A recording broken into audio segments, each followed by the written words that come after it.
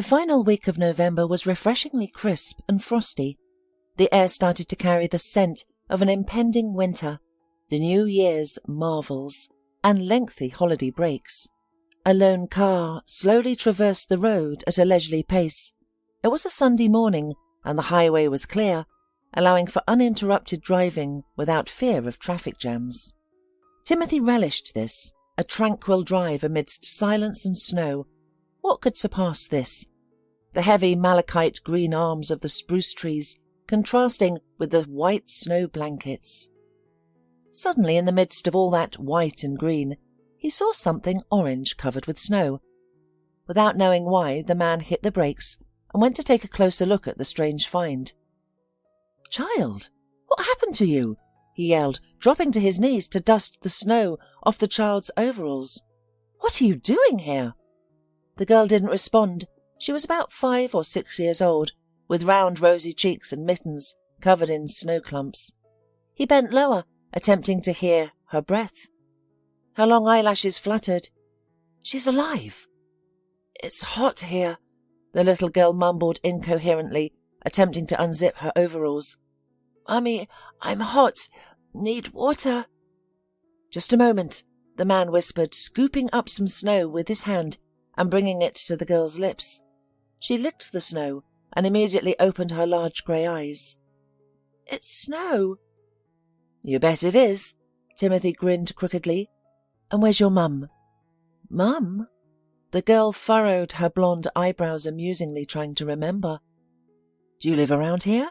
Please show me your house." She shook her head. He only now noticed that her knitted cap was wet from the snow. "We took the bus," she said. "Mum's probably home. Daddy and I walked here." "And where is he?" The girl looked around, confused. "I don't know. Daddy said we were going to play hide-and-seek. He hid, and I had to look for him. I've been looking and looking, but he's nowhere to be found. I'm tired." "I see," said Timothy. "So let's do it this way. I'll take you to my house. You can warm up and drink some hot tea, and then we'll look for your mum. Let me carry you." He picked the little girl up easily and walked to the car. "Just don't sleep, okay? We'll turn on the heater. What's your name?" "My name is Timothy." "Avery," the little girl said. 20 minutes later, upon entering his apartment, Timothy wrinkled his nose, greeted by the familiar silence and the stifling smell of medicine. This persistent odour pervaded everything, a constant reminder of his mother's illness. "It smells like a hospital," Avery remarked, wrinkling her little snub nose.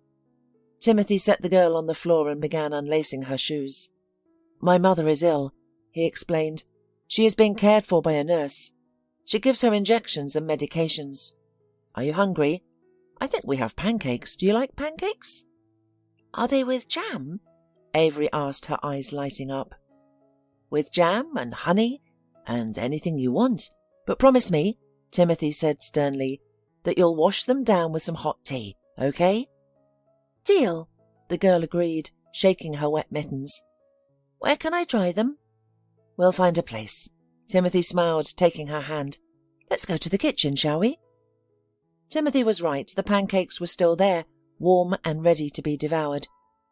Avery sat on a high stool, hungrily eating her treat and sipping her tea. Timothy left for a moment, returning shortly with a pair of warm woolen socks. "I don't have your size, you know," he said, pulling the socks over the child's cold feet. "But these will do.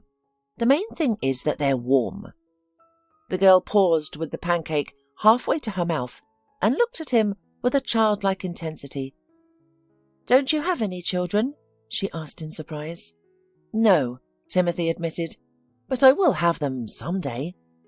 The girl fidgeted restlessly in the chair. "Dad says he who has no children is a lucky man," she said, staring straight ahead. "He says children are only trouble and loss, especially girls."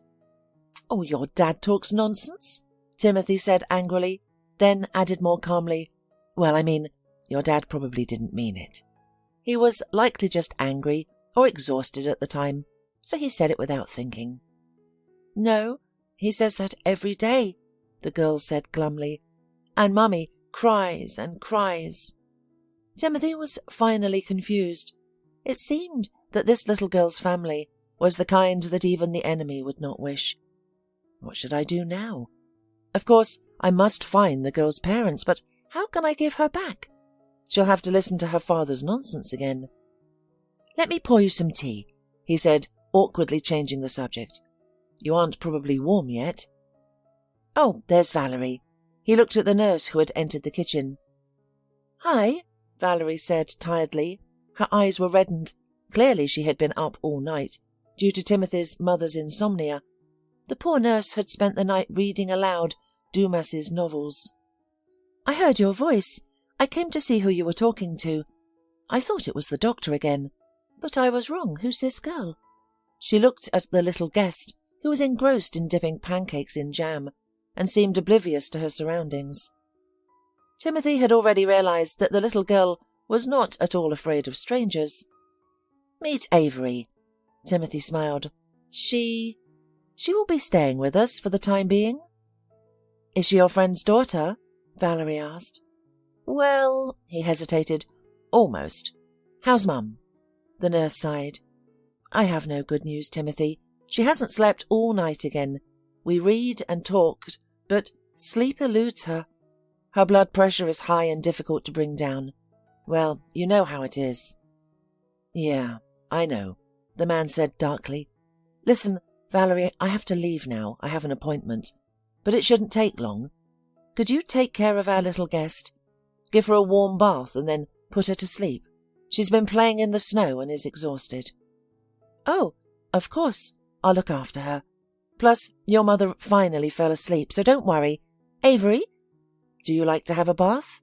Valerie asked, and the little girl nodded cheerfully, her face smeared with cherry jam. Timothy stepped out of the house, inhaling the fresh air, devoid of the constant medicinal scent. It felt good. He had been growing uncomfortable at home, primarily due to his ailing mother.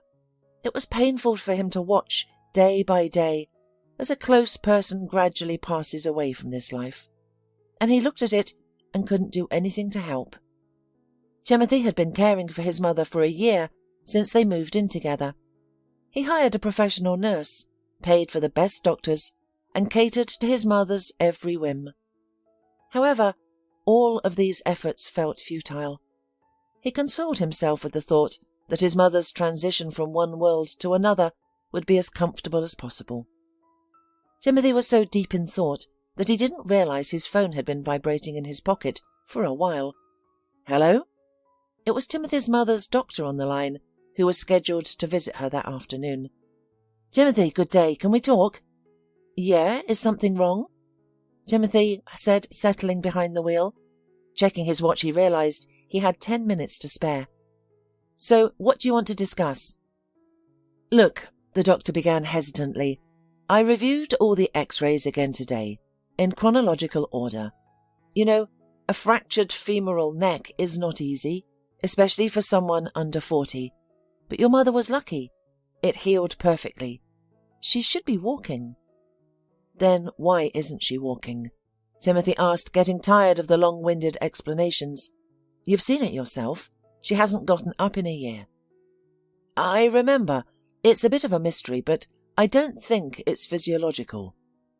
Then what is it? The doctor paused. You might need a good psychotherapist, Timothy. It might be something psychological. She could be fearful of re-injury, or there might be secondary benefits. Secondary benefits? What do you mean? Well, she's living like a queen. Everyone is attentive to her. She has a nurse. She's well fed and pampered. Maybe she likes it. Maybe she's pretending to be sick. You mean she's faking it? I'm not saying that, but we can't rule it out. You'll need to find a psychologist. That's all I have to say. I will visit your mother tomorrow. See you.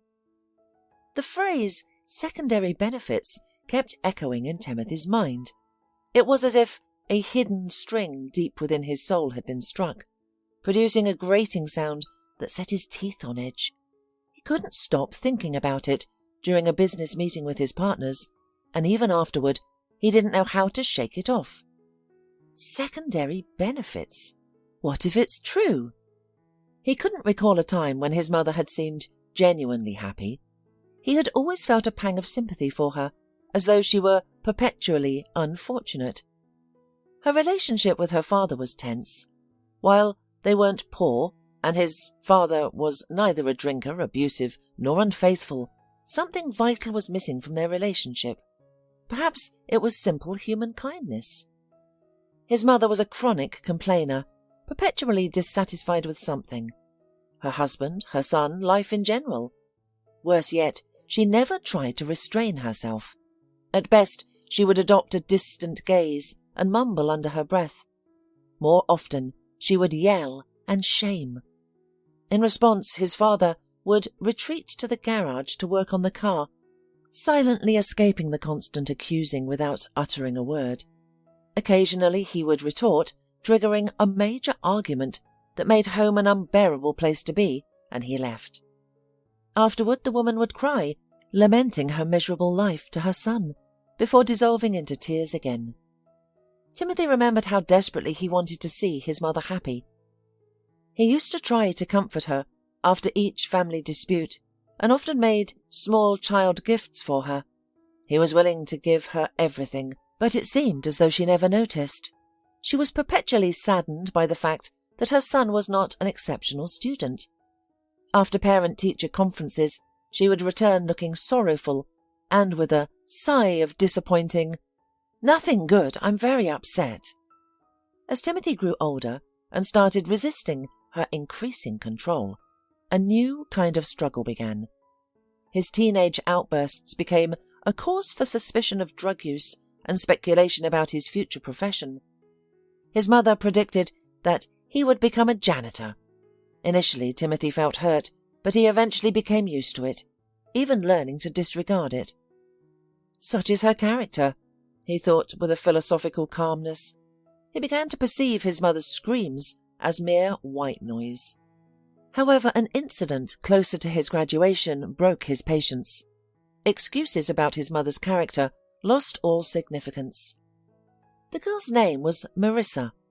She studied in a parallel class. Unexpectedly, as is the case, love struck them both, despite the fact they had barely noticed each other before.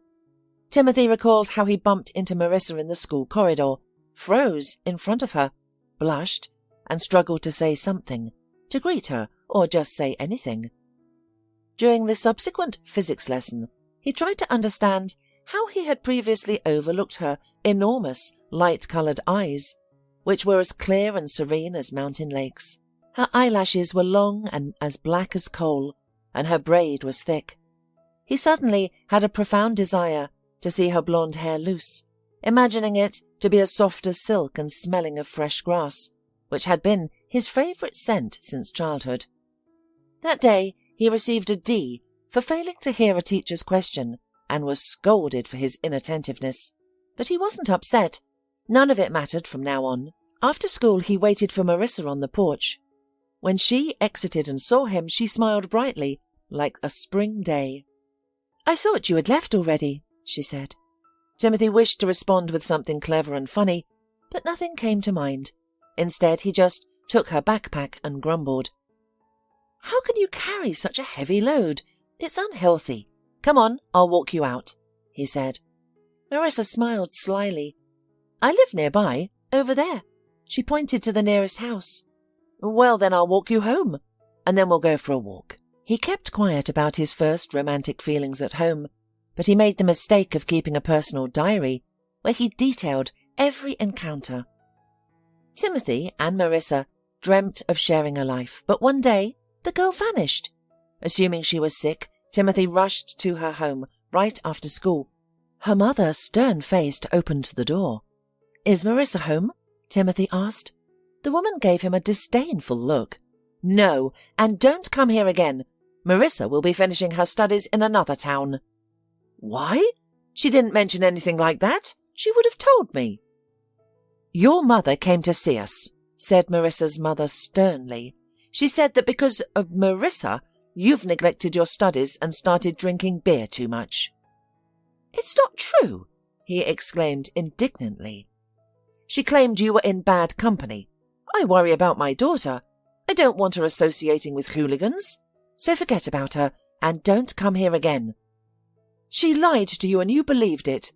Timothy began to justify himself, but the door had already slammed shut. He sat on the steps, burying his head in his arms. So his mother had read his diary and concocted lies to dissuade the girl from him. Timothy felt a deep sense of violation, as though he'd been trampled on without any apology. "Now, where shall I go?" he thought wearily. In the past he would have gone home, but he now realized painfully that he had no home. A home is a place where people trust each other, not engage in deceitful schemes behind each other's backs. But the tragedy was that he had nowhere else to turn.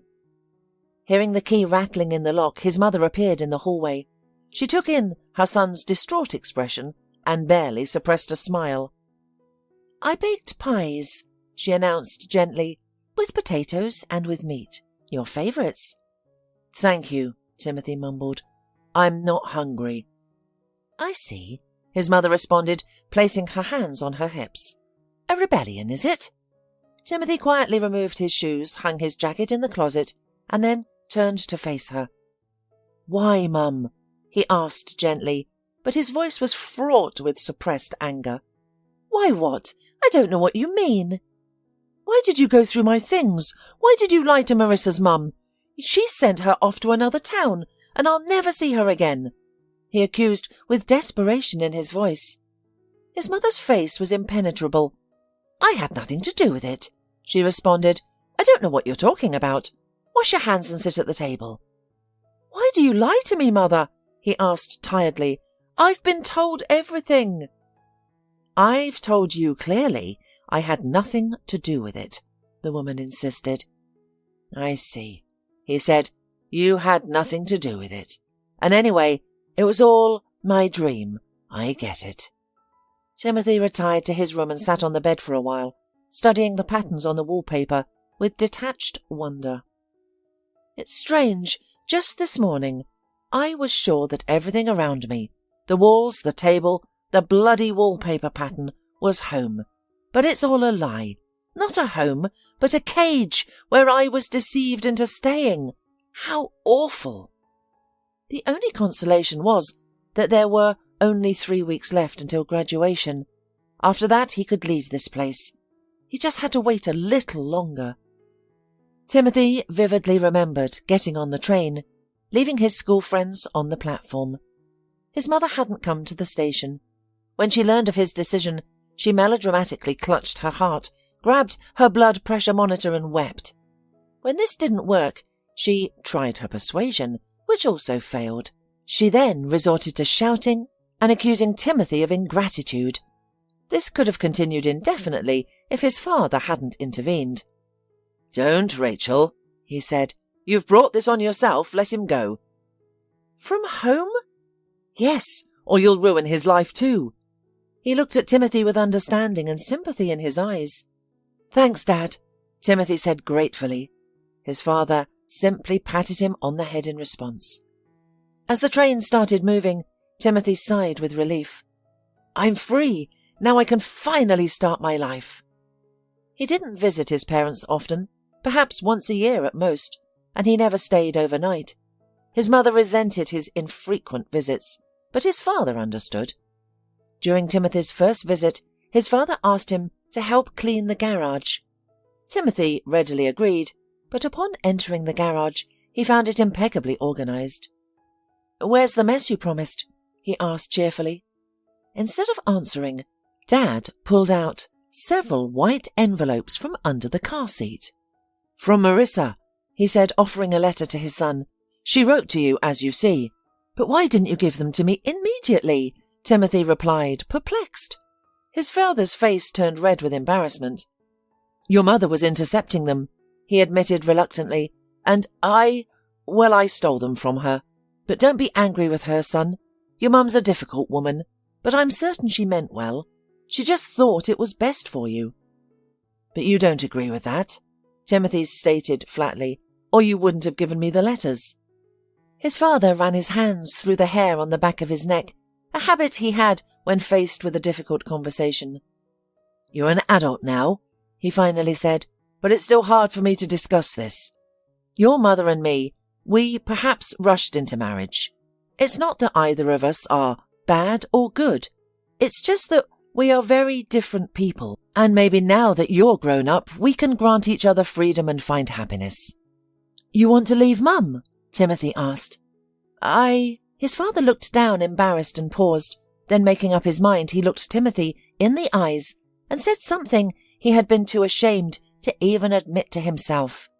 Yes, Timothy, I want to leave her. Do you disapprove? His son knew how to appreciate honesty, and he only said, No, Dad, it's your decision, and I'll accept it. You're adults too. At home, of course, he said nothing to his mother about the letters, but on the train, taking him back to his studies and his new friends, he read them all. Marissa's letters were painful to read, and Timothy wiped away his tears when he thought no one was looking. In the first letter, Marissa described her situation. They had taken her old phone with all the contacts and replaced it with a new one that only had 2 numbers, her mother's and her aunt's, who she was sent to live with. The aunt, according to Marissa's letter, was a stern woman who strictly made sure that her niece did not dare to go out after school. After lessons, Marissa was given 2 hours for homework, then expected to complete household chores. Her chores included cleaning, cooking dinner, and gardening. Her aunt checked her phone daily, regularly invaded her privacy, and reported to Marissa's mother about the progress of her re-education. In the second letter, Marissa wrote that she found a way to evade her aunt's constant surveillance. She would go to the basement to fetch vegetables and preserves, as her aunt disliked the damp. There she had a few minutes of privacy to write her letters. She wrote this one over the course of a week. If Timothy wanted to respond, he could send his reply to the address of Marissa's school friend, who would pass it along. The third letter from Marissa was brief. She wrote that she understood Timothy's reluctance to respond and promised not to impose on him any further. The same day, he got off the train and bought a bus ticket, eager to see Marissa and explain himself. He headed to the address of her school friend with a plan in mind. I'll try to get Marissa out and take her away with me right away. A tall girl with a black braid opened the door. Are you Timothy? She asked, grinning in response to his puzzled look. Marissa drew your portrait. She's good at drawing. It looks like you. Can you give me her address or phone number? Timothy asked. The girl shook her head, frowning. Her aunt married her off to some guy.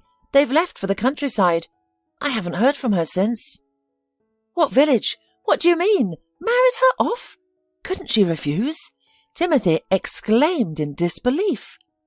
She couldn't, sighed her friend. Her aunt locked her in the attic and beat her every day. She was given a choice, get married or rot there. Tell me their address, Timothy demanded. I don't know it. They left at night without telling anyone and wouldn't let me see her. He went back the same evening and bought a bottle of some disgusting liquor at the bus station.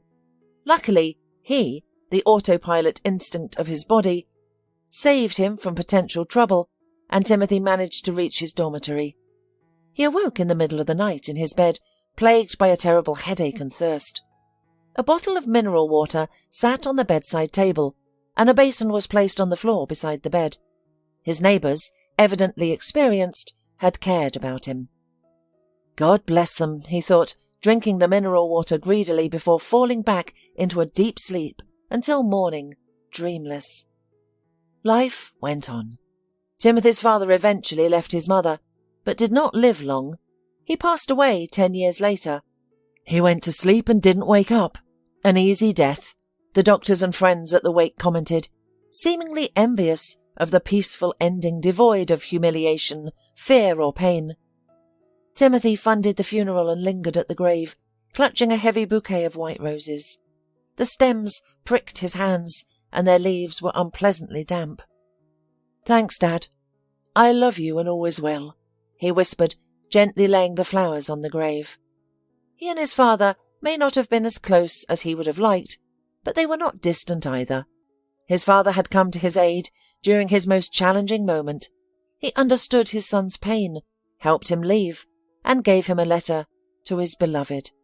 It wasn't his father's fault that Timothy didn't arrive in time. Timothy once saw Marissa, quite unexpectedly, 10 years after their last meeting. He remembered that October day as a world of rain and wind. He had sought refuge in a nearby cafe and had just settled at a table when he felt someone's gaze on him. "Marissa?" he whispered. She smiled at him, her presence brightening the gloomy day. "Marissa, are you here alone?" "Alone," she whispered with a nice smile, raising her glass of juice. "Cheers."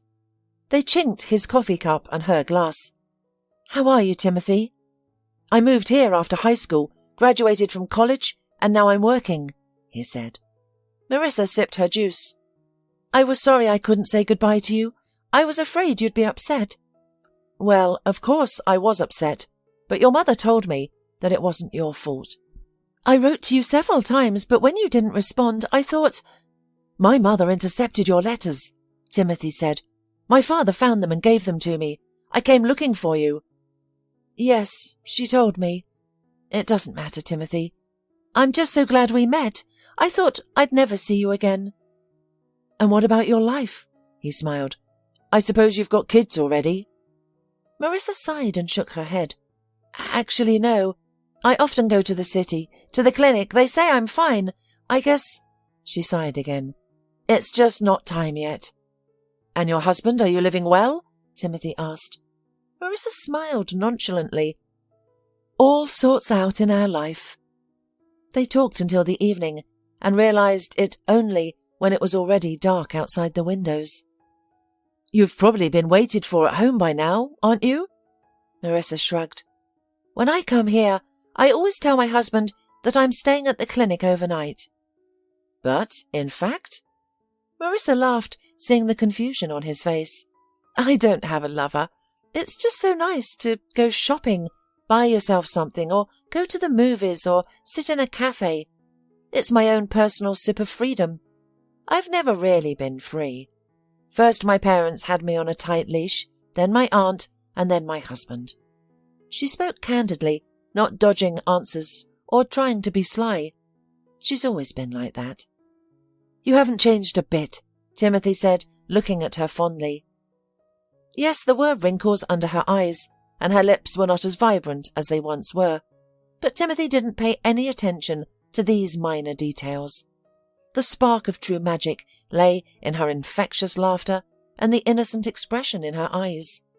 This was his Marissa, his first love, who had completely turned his life around. "Do you want to go somewhere else? Maybe to the movies?" Timothy asked. Marissa traced her finger over the frosty glass, filled generously with ice by the bartender. How can she drink such a cold juice in this weather? He wondered. "I don't want to go to the movies," she said finally. "I want to come to you." The next morning, Timothy woke up to find that Marissa had already left. The scent of her hair still lingered on the pillow, and a note lay on the table with just one word. "Thank you." There was no other message, no phone number, nothing. No one at the cafe remembered Marissa. It became clear to Timothy that she had been there by chance, and all he could do was cherish their fleeting encounter and continue with his life. Mum could never become happy. Even though Timothy now had enough money to support her, she was never content. Just like during his childhood, she always found reasons to criticize and insult him. One day he realized he would never be good enough for his mother, and it was futile to try pleasing her.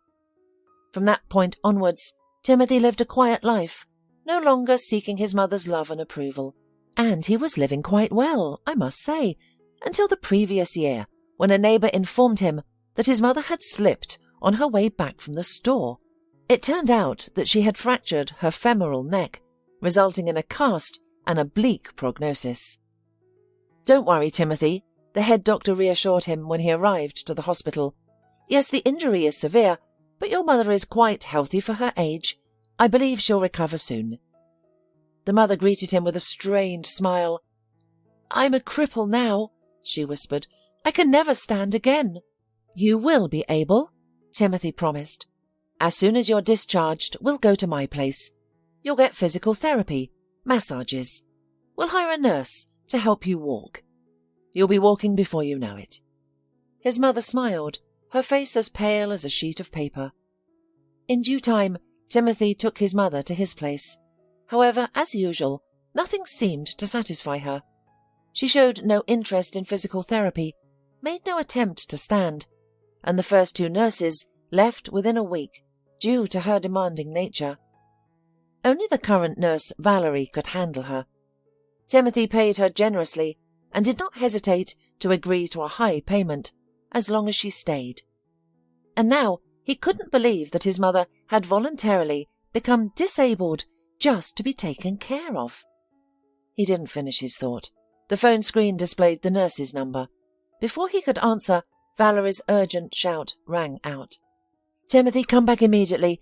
I don't know what to do. Your mum saw Avery and—" "I'm coming," shouted Timothy, without listening to the end. As he burst into the apartment, the nurse emerged, carrying a frightened Avery in her arms. From his mother's room came anguished screams. "You filthy brat! No children in my house! I don't want to see her! Throw her out!" "It's all right. Girls," Timothy whispered, moving towards his mother's room. "I'll handle this." Inside, he saw his mother wreaking havoc and smashing anything within reach. Vases, candy bowls, cups. What a scene! "Throw her out!" she shrieked. "Out! Out!" Seeing her son, she froze momentarily before collapsing to the floor. "Timothy, help me!" she pleaded, reaching out to him. "Help me up!" "I've been here for a while, Mum," he responded quietly, "and I saw you moving around." "You're imagining things. I couldn't reach Valerie, so I tried to get to the bookshelf and then—" "You managed to reach it," Timothy said, looking at the books scattered on the floor. "Go back to bed. I'll ask Valerie to give you a sedative." "Son!" He left the room. The nurse and Avery were still standing in the hallway. "Give me the girl," he said, "and give Mum something to calm her down. She seems to have gotten too excited." "Well, you, young lady," he said, turning to Avery, "it wouldn't help to get some sleep. We'll warm some milk and honey now, and when you fall asleep, I'll start looking for your mummy and daddy." "I don't want to go home," the girl begged. "Daddy yells at Mum, beats her, and then beats me, saying that he wanted a boy, and I was born a girl. No one needs me."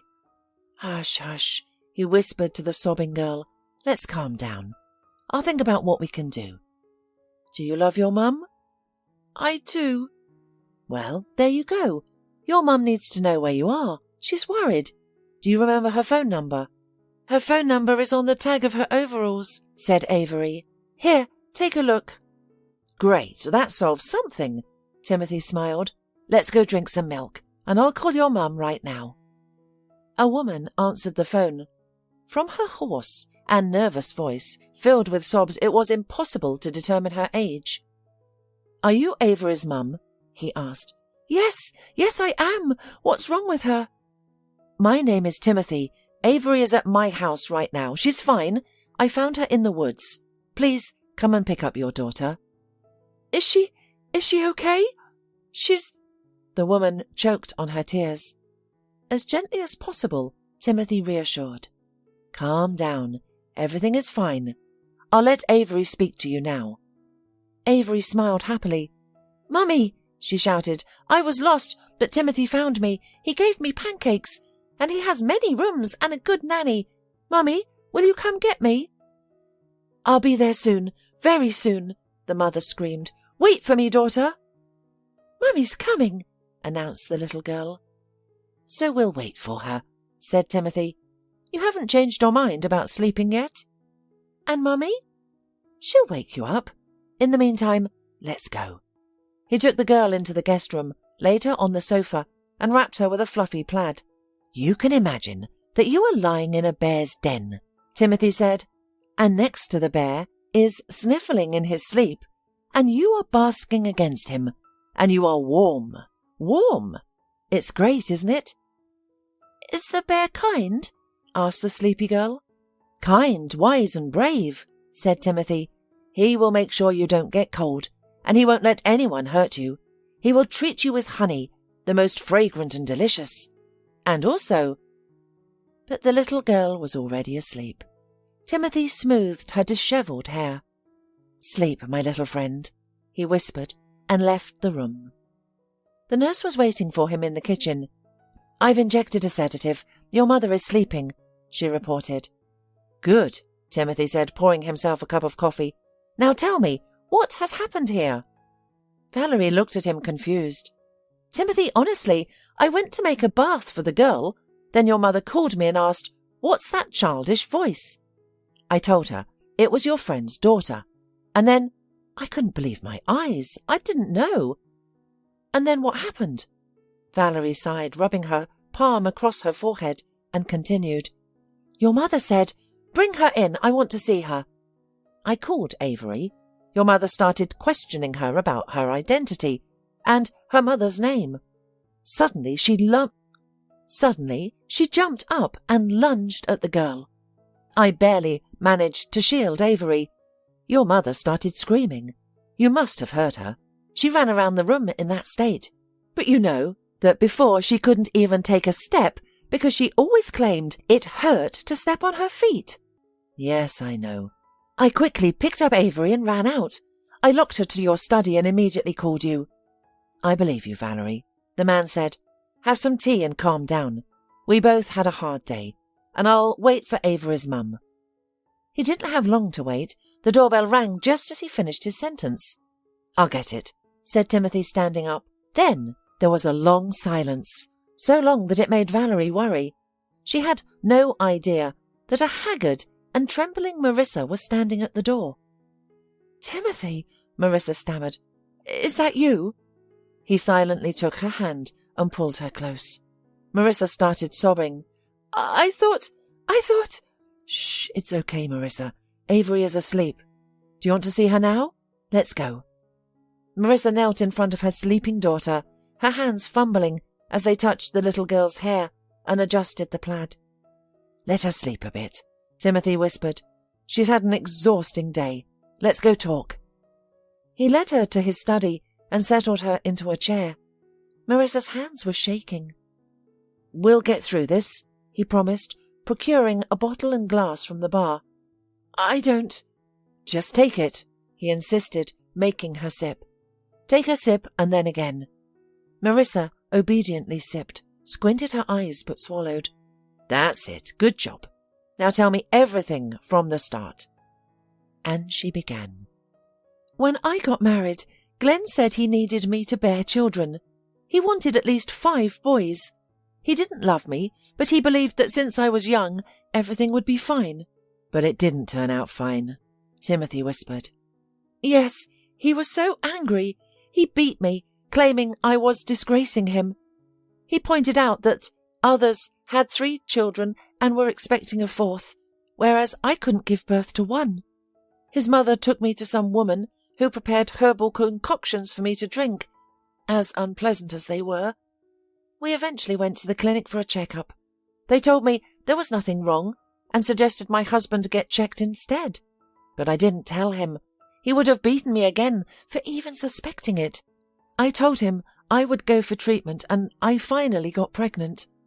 I thought Glenn would be ecstatic, but all he said was, 'Even a useless sheep gives some wool.' Of course, he expected a son, but we had a daughter instead. He was furious, constantly shouting about not wanting to feed an unnecessary family, claiming a girl was only a loss, unlike a son. But I didn't pay attention to his words. Why should I? I had a lovely daughter. Lately, he'd been acting strange, smirking at our daughter. I even thought he might have gotten attached to her. Today, he said he was taking her for a walk in the woods, but he came back alone. He said she got lost and he couldn't find her." "Wait a minute," Timothy interrupted. "Could Avery be my daughter?" Things didn't work out with your husband, and then her age is matching. Marissa, tell me the truth. Is Avery my daughter?" She responded with a long look, then gave a slight nod. "I wanted it very much. When I left you that morning I was hopeful, and it turned out to be for a good reason," said Marissa. Timothy rubbed his chin and replied, "Well, you realize I won't let my daughter go to that monster, and neither will you. You can stay here, right here, today, now. We'll formalize your divorce. Do you want to go back to him?" Marissa grinned bitterly. Who in their right mind would want to go back to him? "Well, that's settled. Then you're both staying. First, we'll—" "Throw her out!" came from behind the door. Then the door swung open, and Marissa's mother entered the room. She walked confidently past Marissa and sat in a neighbouring chair. "This one," the woman pointed contemptuously at the guest, "isn't part of my plans. I didn't give birth to you, Timothy, for you to get married and forget about your mother. You're supposed to be my help in my old age, not—" "So, you're walking well, right?" interrupted Timothy. "You have finally recovered. Then why have you been pretending to be weak all these months?" "Throw her out," came from behind the door. Then the door swung open, and his mother entered the room. She walked confidently past Marissa and sat in a neighbouring chair.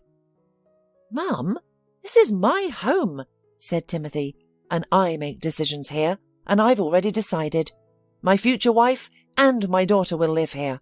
If you don't like it, you're free to leave, especially since you don't seem to need any more help from me or the medical team."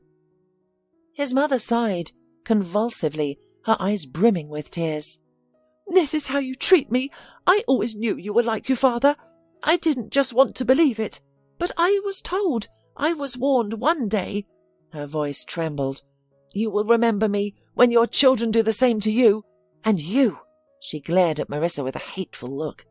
"I knew you were mean, spoiled, and insolent from the start. I advised your mother and aunt to marry you off to Glenn." "What?" Marissa gasped. "You? But how?" "I knew everything that was happening to you. I watched you through your mother. I found Glenn and hoped that you'd be far away from my son. But you found a way to get back. Remember, Timothy, if you marry this viper, you're no longer my son. I don't want to see you or your children. I will never accept her. Now, I'm leaving.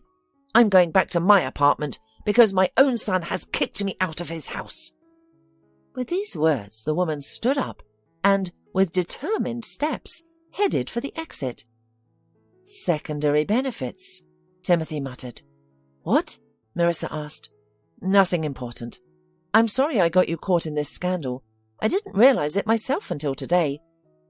The front door slammed loudly as the mother left, and confused Valerie knocked on the door. "Timothy, your mother just left. She got dressed and left, and I—" "It's all right, Valerie," the man said. "She doesn't need your services anymore. But if you need a job, maybe you could stay with us. You could be a nanny for my daughter, Avery." Valerie nodded, smiled, and, most importantly, didn't ask a single question. "Mummy, you're here!" A dishevelled little girl from her nap ran into the office. Marissa jumped up and held out her arms. "Avery!" "Yes, Avery, your mum is here now," Timothy replied with a smile. "And you know, we have talked and decided that it's better for us to live together. Mum doesn't mind, does she?" Marissa answered him with such a radiant smile that there could be no doubt. She was only in favour. "You know," she whispered in Timothy's ear, "I always hoped that one day you would find me and this nightmare would end." He put his arms around her and lightly kissed her temple. "Now all the nightmares are behind us. Only good things await our family." "What about your mum?" Marissa asked. "Is she going to be—" "As for Mum, I'll give her money to cover everything, but then, I don't know. It's too painful for me to discuss right now. I'm simply not ready for this." "Rachel," the neighbour said reproachfully, "you can say whatever you want, but you still have a good son." "If he were good, He'd be concerned about his mother's old age, not some woman, retorted Rachel. Her voice was so full of conviction that it momentarily frightened the neighbour. Rachel, she said gently, have you ever loved anyone in your life? Not in your way, but genuinely, like people usually do. Are you implying I never loved my son? I carried him for 9 months. I was constantly sick, swelled up like a hippopotamus, and had a 24-hour labour. Then I never got any sleep, just feeding him constantly. But did he ever refuse you anything? He's still giving you money. I don't need his money. Oh, come on. You claim you don't need his money, but you take them. There's something wrong with what you're saying. Rachel sighed, her voice laced with tears. What choice do I have? I'm a poor, ill pensioner. I'm forced to accept this charity, even though I don't want to. Well, well, the neighbour smirked. You're not being truthful again, Rachel. You're upset because your son isn't under your thumb anymore. You wanted him to remain attached to your apron strings forever, but he's married, has a child, and moved on. He abandoned me for her. He cast aside his own mother to be with her, Rachel cried out. I can't even bear to utter her name. You're twisting the truth. You left of your own accord and spent a year causing trouble to him before that. You wanted Timothy to abandon everything and chase after you, didn't you? I am his mother, answered Rachel with dignity. It's my right. The neighbour shook her head. You're a piece of work, Rachel. I'll leave you to it. There is nothing I can speak with you any more. Rachel gazed out the window. It was a blooming July. The hot summer sun had cooled, giving way to a warm evening. Children's laughter echoed from the playground.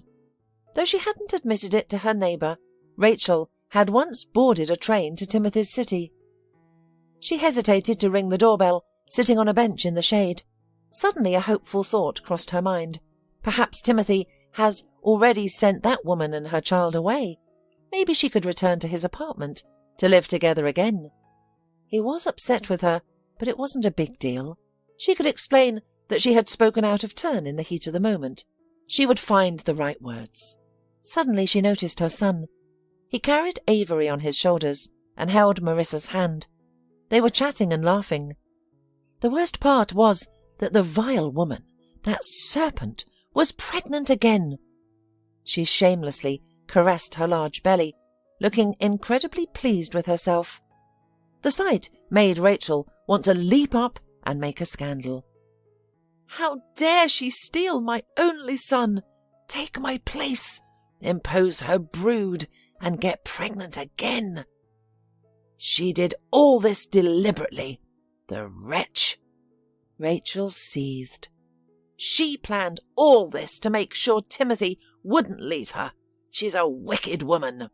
Filled with indignation and a sense of helpless despair, she returned home, collapsed onto her bed, and burst into tears, pounding her fists into her pillow.